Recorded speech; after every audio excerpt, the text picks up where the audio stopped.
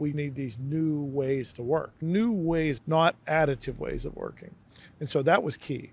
We were doing it internally, owned inside FedEx. I will say I got lucky at, we're talking about the enterprise level here, but at the FedEx ground level, I had a director reporting to me that really was our process person. So she, instead of reporting to one of my vice presidents, she reported directly to me because she drove the consistent process across all my vice president groups. And one day we're just having a regular one-on-one. She comes in and she slides about a 4 or 5 page deck across the table to me. And her and I have worked together for decades, literally. And she knows I'm an analytical type person. Normally I'd look at it or I'd read it later and give her some feedback. And we'd go back and forth on it until we figure out what we're going to do. So while she's talking to me about another subject, I'm just like, real quickly phaging through it. And I see right away what she was recommending is we need to start an agile enablement office. And we can do it with these existing resources we have. We're going to reallocate a manager level group. And here's how we can do it. So basically it was a proposal that says, if we're going to do this, we need to major in it. Okay. There's jobs, not assignments. And also we're going to a more efficient methodology. It doesn't mean it takes more resources. We just need to reallocate existing resources. And so literally in no time at all, while we're talking about another subject, I just close it up. I slide it back across the table at her. And I said, hey, Linda, I don't have to read this to go back and forth. I just wish we'd have done this a year ago. How soon do you think you could do it? And that's how the whole thing came to be. So we started an Agile Enablement Office, which really started a principle of Agile coaching. It was just started simple with just Agile coaching. So tie it all together to Steve's question. And that is, one, we said we would own it inside. Two, it isn't some overhead that creates a whole bunch of new positions or new overhead. It's not. It's the opposite. And three, you got to major in it, not minor in it. You got to go all in. And that was a really good example. That Agile Enablement Office, which is in place to this day with a different name, is super powerful. To put context on it that maybe some of the audience will understand, too often in corporate America, I hear people having a +1. Yep. Right? Mm-hmm. What's your +1? That's minoring in it. Mm-hmm. Maybe taking a side course over here, right? Yep. And so when Ken talks about majoring in it, that was a big leap. And there are a number of organizations now that do the same thing, follow that pattern. But at the time that started, very few organizations. In 2016, we're having the courage to actually create paid positions within the company that we're taking on what consultants were being hired for other organizations. Yeah, and here we sit, and I have a really good example a week ago. I have a little small side gig. I'm an adjunct professor at Carnegie Mellon University, and I teach something called Strategy Lab. We had it last week. And we were talking about, as part of, it's creating a business strategy and technology strategy and how they have to be interconnected, but how you execute. And one of the students who, has been in the business world and has a management role and said, we tried to adopt SAFe and become, lean agile enterprise utilizing SAFe, but the overhead killed us. And we literally stopped. We didn't do it.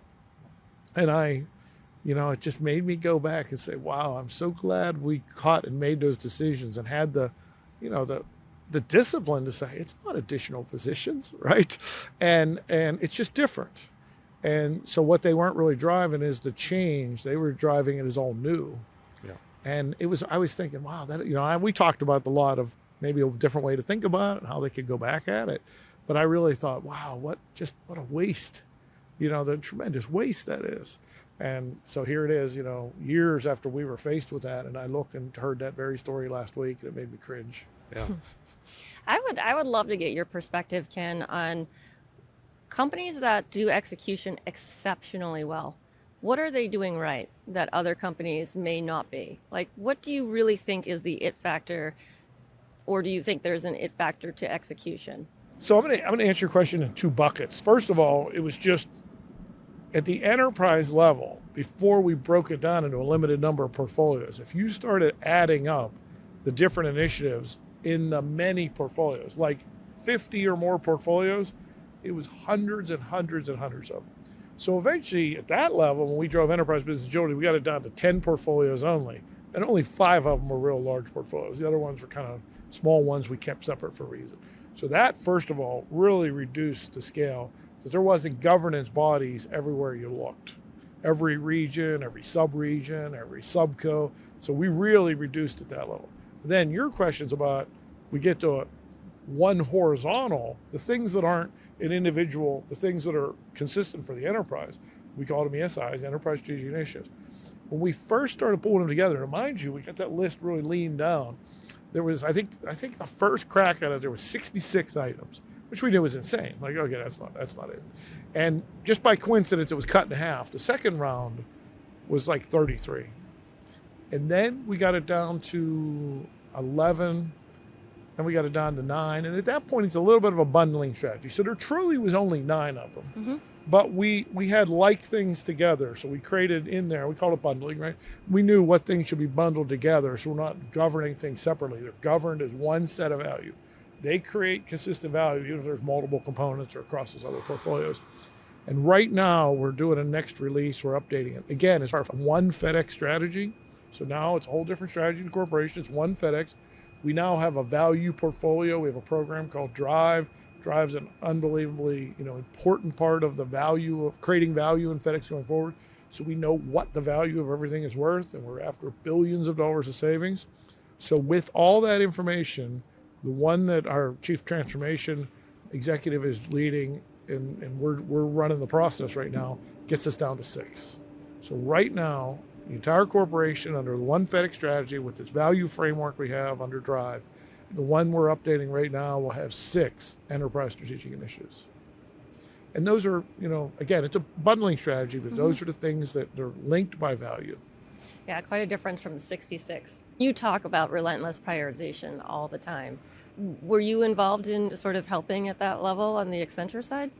So yes, only from a facilitation perspective, right? Not from a content perspective, not what goes into the strategy. But I remember, in that meeting with the CEOs, I used the terminology ruthless prioritization. And when I say ruthless prioritization, it has nothing to do with fairness, right? And I think there was a clap in the in the audience. We're here to run a business. Within those portfolios and those hundreds of initiatives that Ken talked about, each portfolio to varying degrees, but we've tried to really drive home the principles of it's not an unlimited backlog. Like you don't need 10 years worth of work laid out. Maybe that 3 to 5 year horizon is okay, but even that changes, right? I mean, sometimes as important as all that is, as Steve just said, sometimes it was even just giving us confidence that this was a fight worth having. You know what I mean? And I will say this, early on, even when we started to shrink it, was based on value and you had to have ruthless prioritization, but there was always this, I call this principle, based on what? Based on what? And everybody had their own, everybody had it. Remember, every one of these had a business case. It's not like we had things, people were flying in and there was no business. They all had a business case and they all said they were worth something. But the certification and consistency of that, again, was different. And that's where, again, through, common lean portfolio management and then enterprise portfolio management, we needed a value management framework. We needed certified value. So now we have certified value. That's what this Drive program is all about. It's so powerful. That's the what we should work on.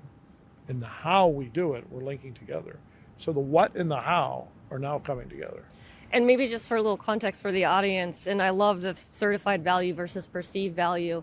What does that mean to FedEx? Like, how did you identify what certified value is versus perceived value or interpreted value? There's a whole process, but basically we have a strategic finance function that ultimately has to certify it. Okay, so there's other parts of it. We have in our program, we have a tech clearinghouse and we have a finance clearinghouse. Okay, so as it goes through, the tech clearinghouse is more about understanding what it's really going to take, how much of it crosses portfolios and could take multiple portfolios. But once we go through that and it's been, broken down, the components to be broken into, the finance clearinghouse certifies and says, yes, we have the finance certified. So it's really just a consistent process of how we go about it. Otherwise, everybody came in with their own business case, and their own business case was left to interpretation of what they think value is or not.